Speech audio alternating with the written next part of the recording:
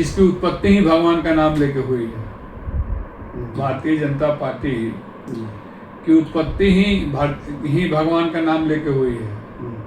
और उन्हीं के दल में सहयोगी दल के रूप में मंत्री कैबिनेट मिनिस्टर हैं। एक तरफ प्रदेश के मुख्यमंत्री ने घोषणा किया कि सभी कांवड़ यात्रियों पर फूल की माला बरसाई जाएगी, फूल की पंखुड़ियाँ फेंकी जाएगी, उनका स्वागत किया जाएगा, उनकी सेवा किया जाएगा। और एक तरफ उन्हीं के मंत्री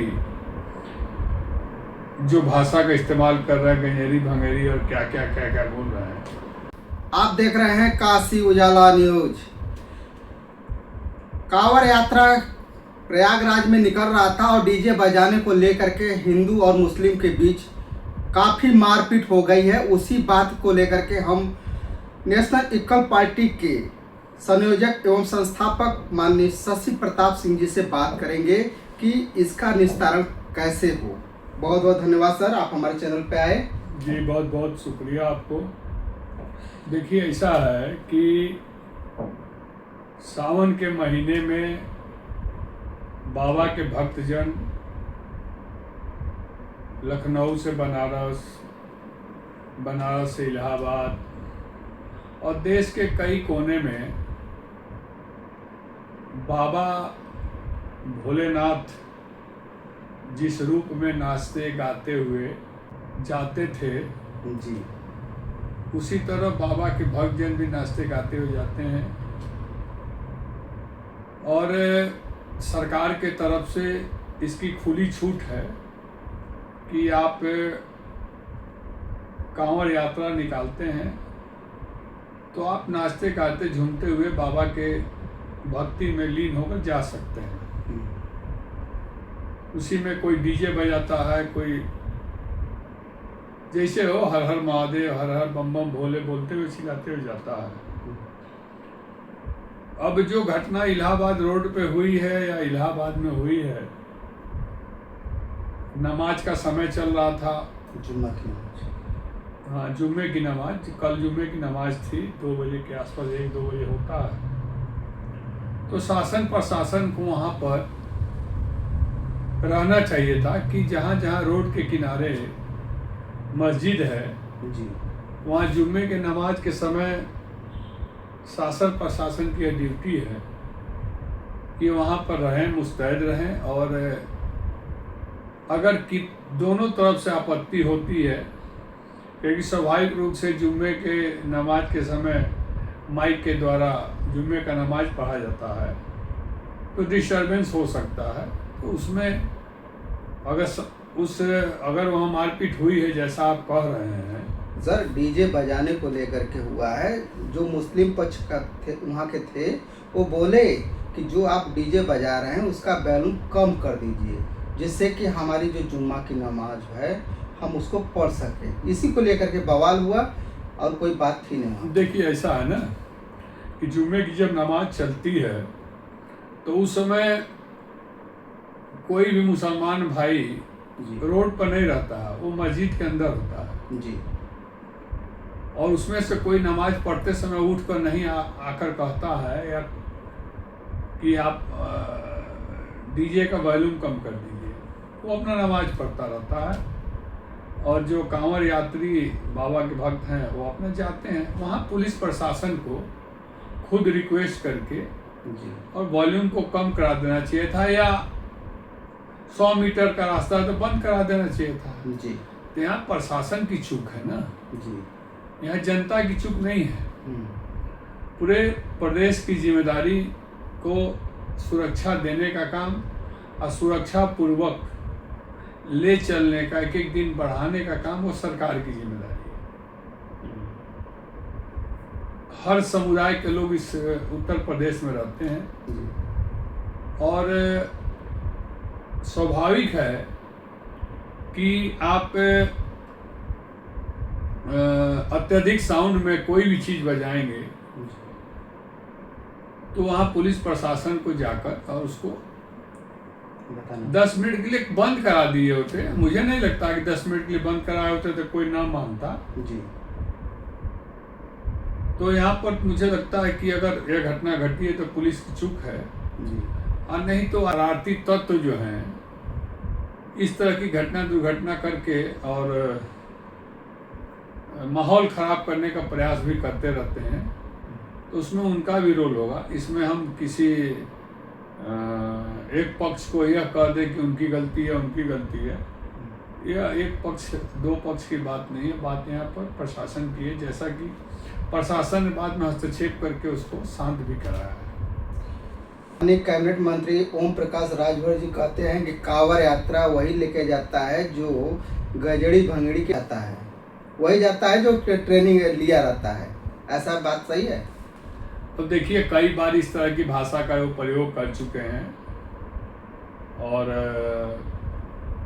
ये कोई नई बात उनके लिए नहीं है, क्योंकि उनकी आस्था भगवान से नहीं है, प्रभु राम से नहीं है, बाबा भोलेनाथ से नहीं है। उनकी आस्था धर्म में नहीं है। काम सब वही करते हैं, लेकिन वो जुबान से वो उल्टा करते हाँ अनर्गल बात करते हैं। क्योंकि अपने लड़कों को भी शादी में उन्होंने धर्म को, भगवान गणेश की पूजा करके ही आगे कोई काम शुरू किया होगा। अच्छा। और लेकिन कह देते हैं वो। और सबसे बड़ी विडम्बना तो ये है कि वो उन्हीं के साथ हैं जिसकी उत्पत्ति ही भगवान का नाम लेके हुई है। भारतीय जनता पार्टी की उत्पत्ति ही भगवान का नाम लेके हुई है।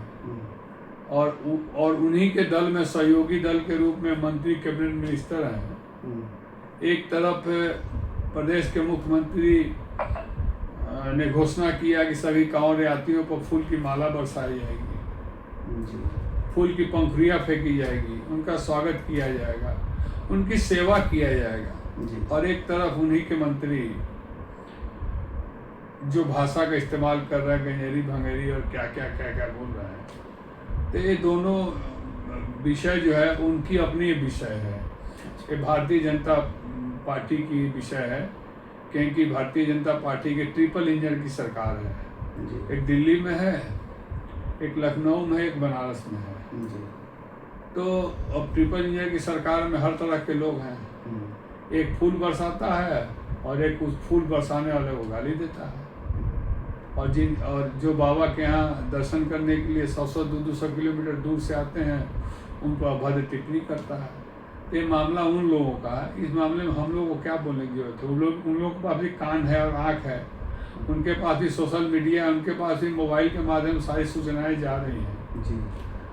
तो उन लोगों को सोचना चाहिए कि आने वाले समय में अगर हम इस तरह सनातन धर्म पर हमला करेंगे, क्या करते आ रहे हैं, तो इसका परिणाम भविष्य में क्या होगा, ये तो उन लोगों का विषय, हमारा विषय नहीं है।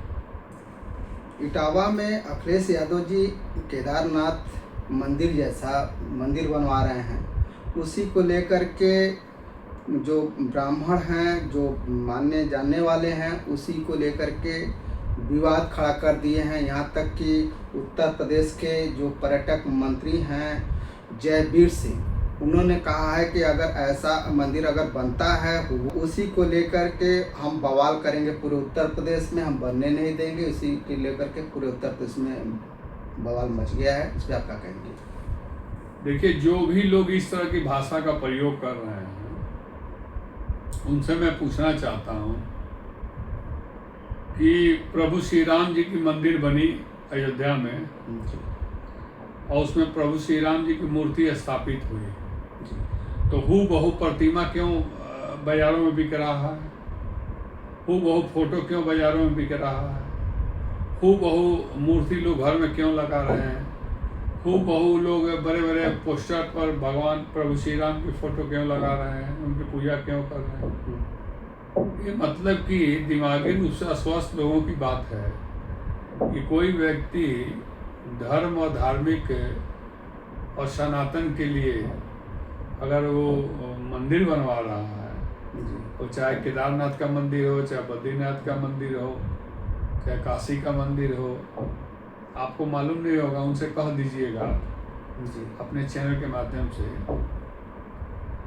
कि साल में एक बार दुर्गा पूजा होता है और भारत के कोने कोने से लेकर जहाँ जहाँ भी बड़ा बड़ा मंदिर, विशाल मंदिर है, मंदिर का स्वरूप है, उसका डुप्लीकेट लोग यहाँ बनवाते हैं दुर्गा पूजा में, अपनी दुर्गा पंडाल सजाने के लिए। तो उस समय उनकी आंखें बंद हो जाती है क्या?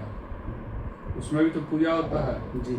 उसमें भी माँ दुर्गा, माँ काली, माँ सरस्वती, माँ लक्ष्मी, जी। बाबा भोलेनाथ, बाबा केदारनाथ, बाबा दीनानाथ, बाबा रामेश्वर, सबको विराजमान किया जाता है। तो उस समय उनकी आंख बंद हो जाती है, कान से बहिर हो जाते हैं। उनको तो उस समय रोकना चाहिए ना। जी। वो तो मान लीजिए कि आर्टिफिशियल और टेम्पोररी मंदिर बनाया जाता है। जी। उंगली तो उस पर उठाना चाहिए ना। जी। वो तो अखिलेश यादव जी तो परमानेंट मंदिर केदारनाथ जी के की तरह बनवा रहे हैं, और केदारनाथ जी को स्थापित वहाँ करेंगे, बाबा का शिवलिंग स्थापित करेंगे, लोग जाएंगे, दर्शन करेंगे, तो सबसे बड़ी खुशी की बात है। जी। इसके ऊपर बवाल करने की कौन सी बात आ गई? लोग कह रहे हैं कि आस्था पे चोट पहुंचाने का काम। अरे भैया, ये तो आस्थावान बनाने के लिए ही तो मंदिर बन रहा है। कौन लोग कह रहा है कि आस्था पे चोट पहुंचाया जा रहा है? कहने वाला। अब राम जी की मंदिर बनी जी अयोध्या में, जी। हूबहू मंदिर, छोटा या बड़ा जो भी हो, उसी साल कई जगह बनी दुर्गा पंडालों में। उस पर तो कोई आस्था का प्रश्न नहीं उठा। देखिए, मामला ये नहीं है, मामला किसी तरह अखिलेश यादव से उलझे रहो। अच्छा। हाँ, अखिलेश यादव पर टिप्पणी करते रहो। कुछ नेता ऐसे हैं ना अभी वर्तमान में, जो अखिलेश चालीसा छोड़ दूसरा कुछ पढ़ते ही नहीं है। अरे भैया, विकास की बात करो, रोजगार की बात करो, महंगाई की बात करो, इसको बात क्यों नहीं करते? नौकरी की बात करो। आए दिन एक एक चीज एक गिरवी रखी जा रही है। शिक्षा का मंदिर, स्कूल जो है बंद किया जा रहा है, बंद किया जा रहा है या मर्ज किया जा रहा है, या जो स्कूल हर गांव में हुआ करता था उसको 10-10 किलोमीटर दूर किया जा रहा है। इस पर बात नहीं करना। ये सारी चीजें जो प्रोपगंडा चलाया जा रहा है ना, ये लोगों का ध्यान को विचलित करने का, हटाने का, कि अब कुछ नहीं मिला तो अखिलेश यादव जी जो इटावा में मंदिर बनवा रहे केदारनाथ के, तो उसी पे उंगली उठा दो।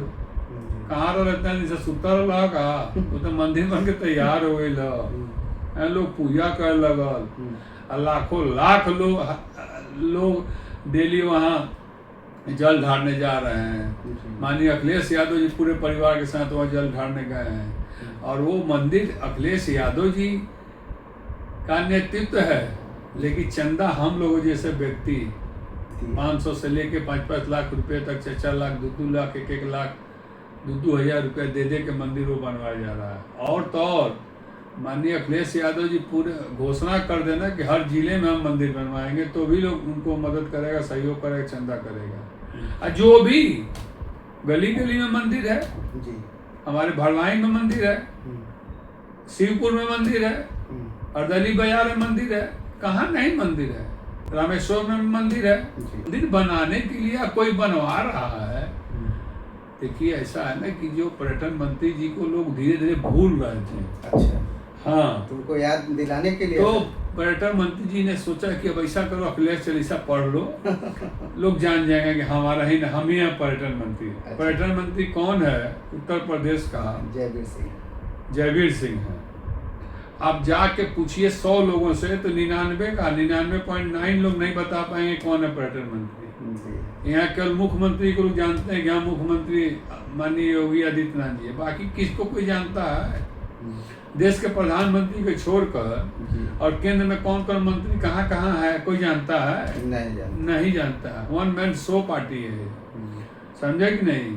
तो जयवीर सिंह जी को भी लगा होगा यही, यार हमारी पहचान तो मिटती जा रही है, कहीं कुछ हम दिखाई नहीं दे रहे, कोई हमारी चर्चा नहीं करता, कोई हमको जानता नहीं है, तो क्या किया जाए? तो अखिलेश यादव को छेड़ दो। अखिलेश यादव को छेड़ने अखिलेश यादव को छेड़ रहे हैं। आपको मालूम है उसमें कई लाख लोग चंदा दिए हैं, आप उन लोगों को छेड़ रहे हैं, सनातन धर्म को छेड़ रहे हैं।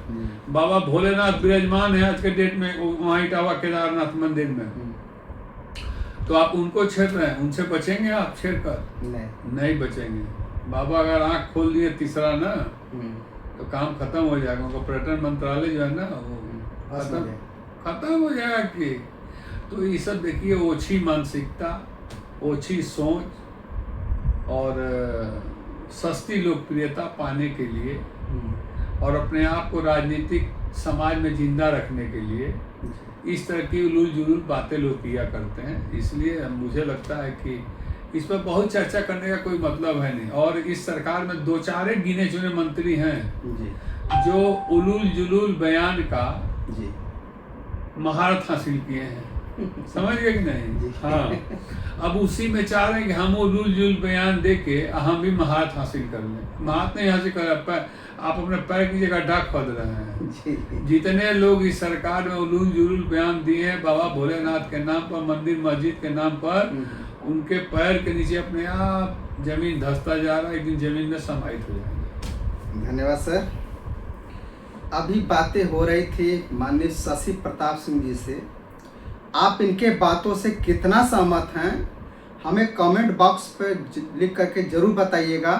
और ज़्यादा से ज़्यादा इस वीडियो को शेयर कीजिए, सब्सक्राइब कीजिए।